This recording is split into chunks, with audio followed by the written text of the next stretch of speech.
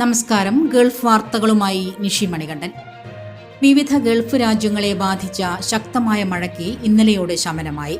UAE-യിൽ ഇന്നലെ മുതൽ തെളിഞ്ഞ കാലാവസ്ഥയാണ് അനുഭവപ്പെടുന്നത്.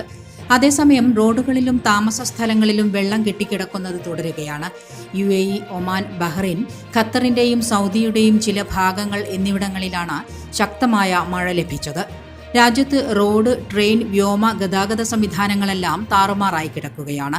ദുബായ് അടക്കമുള്ള നഗരങ്ങളിൽ ഗതാഗതം പുനഃസ്ഥാപിക്കാനും വെള്ളക്കെട്ട് ഒഴിവാക്കാനും അധികൃതർ തീവ്രശ്രമം തുടരുകയാണ്. ഒമാന്റെ വടക്കൻ ഗവർണറേറ്റുകളിൽ തുടർച്ചയായി പെയ്ത മഴയ്ക്ക് ഇന്നലെ വൈകുന്നേരത്തോടെയാണ് ശമനമായത്.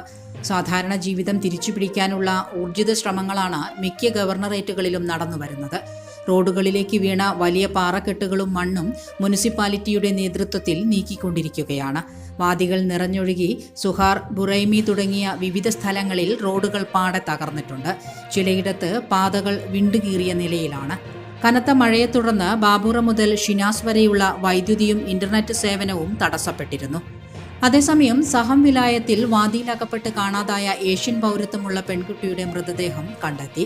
ഇതോടെ മഴക്കെടുതിയിൽ മരിച്ചവരുടെ എണ്ണം 20ആയി. മഴയ്ക്ക് ശമനമുണ്ടായെങ്കിലും വടക്കൻ ഗവർണറേറ്റുകളിലെ മിക്ക വിലായത്തുകളിലും വാദികൾ നിറഞ്ഞൊഴുകുകയാണ്. അൽവുസ്ത, ദോഫാർ ഗവർണറേറ്റുകളിൽ ഇന്ന് ഒറ്റപ്പെട്ട മഴയ്ക്ക് സാധ്യതയുണ്ടെന്നാണ് അധികൃതർ മുന്നറിയിപ്പ് നൽകിയിരിക്കുന്നത്. ദുബായ് അന്താരാഷ്ട്ര വിമാനത്താവളത്തിലെ റൺവേയിൽ വെള്ളം കയറിയതിനെ തുടർന്ന് 2 ദിവസമായി വിമാന സർവീസുകൾ പലതും മുടങ്ങിയിരുന്നു. പ്രതികൂല കാലാവസ്ഥയെ തുടർന്ന് വഴിതിരിച്ചുവിട്ട പല വിമാനങ്ങളും ഒമാനിലെ മസ്കത്ത് അന്താരാഷ്ട്ര വിമാനത്താവളം വഴിയാണ് സർവീസ് നടത്തിയത്. അതേസമയം ദുബായ് മെട്രോയിൽ യാത്ര മുടങ്ങിയവർക്ക് സൗജന്യ ബസ് സർവീസ് അധികൃതർ ഏർപ്പെടുത്തി. ദുബായ് ട്രാം സംവിധാനം ഇന്നലെയോടെ തന്നെ പുനഃസ്ഥാപിച്ചിട്ടുണ്ട്. എന്നാൽ ബസ് സർവീസുകൾ പലതും മുടങ്ങിയ സാഹചര്യമാണ് ഇപ്പോഴുള്ളത്. കഴിഞ്ഞ ദിവസങ്ങളിലുണ്ടായ കനത്ത മഴയും കാറ്റും അബുദാബി സായിദ് അന്താരാഷ്ട്ര വിമാനത്താവളത്തിന്റെ പ്രവർത്തനത്തെ സാരമായി ബാധിച്ചില്ലെന്ന് അധികൃതർ അറിയിച്ചു. പ്രതികൂല കാലാവസ്ഥയുടെ പശ്ചാത്തലത്തിൽ അതത് വിമാന കമ്പനികളുടെ വെബ്സൈറ്റുകൾ, സാമൂഹിക മാധ്യമ അക്കൗണ്ടുകൾ എന്നിവ പരിശോധിക്കാൻ അധികൃതർ നിർദ്ദേശം നൽകിയിരുന്നു. രാജ്യത്ത് മറ്റു പല വിമാനത്താവളങ്ങളുടെ പ്രവർത്തനത്തെയും മഴ സാരമായി ബാധിച്ചപ്പോൾ ഒട്ടേറെ വിമാനങ്ങൾ സായിദ് അന്താരാഷ്ട്ര വിമാനത്താവളത്തിലേക്ക് വഴിതിരിച്ചുവിട്ടിരുന്നു. ഒരു ചരക്ക് വിമാനവും 20 യാത്രാ വിമാനങ്ങളും ഉൾപ്പെടെ 21 വിമാനങ്ങൾ ദുബായ് അന്താരാഷ്ട്ര വിമാനത്താവളത്തിൽ നിന്ന് ഇവിടേക്ക് വഴിതിരിച്ചുവിട്ടിരുന്നു.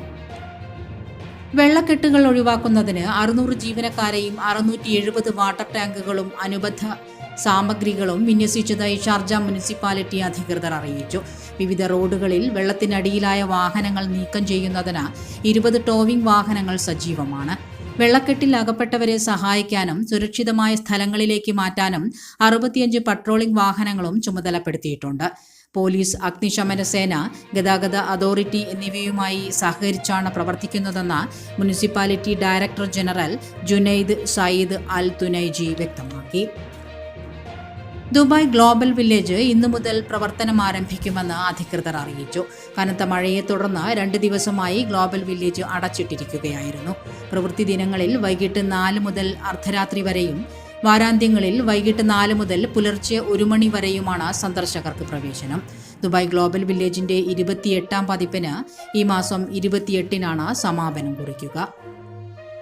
സൗദി അറേബ്യയിൽ ഇൻഷുറൻസ് മേഖലയിലെ സെയിൽസ് ജോലികളിൽ സ്വദേശിവൽക്കരണം നടപ്പാക്കുന്നു. സ്വദേശിവൽക്കരണ നിയമം ഏപ്രിൽ 15 മുതൽ നടപ്പിലായി. ഇൻഷുറൻസ് അതോറിറ്റിയുമായി സഹകരിച്ച് ഈ തീരുമാനം നടപ്പാക്കാനുള്ള മന്ത്രാലയത്തിന്റെ നീക്കം സ്വദേശി പൗരന്മാർക്ക് കൂടുതൽ തൊഴിലവസരങ്ങൾ സൃഷ്ടിക്കാൻ ലക്ഷ്യമാക്കിയുള്ളതാണ്. ഇതോടെ ഇൻഷുറൻസ് പോളിസികൾ വിൽപ്പന നടത്തുന്ന ജോലികൾ സ്വദേശികൾക്ക് മാത്രമേ ചെയ്യാൻ കഴിയൂ. ഇതോടെ ഗൾഫ് വാർത്തകൾ സമാപിക്കുന്നു. നമസ്കാരം.